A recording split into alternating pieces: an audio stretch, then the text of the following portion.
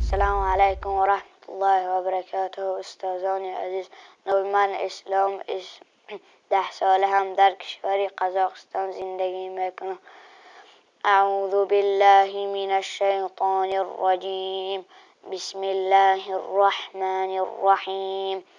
الحمد لله رب العالمين الرحمن الرحيم مالك يوم الدين إياك نعبد وإياك نستعين اهدنا الصراط المستقيم صراط الذين أنعمت عليهم غير المغضوب عليهم ولا الضالين.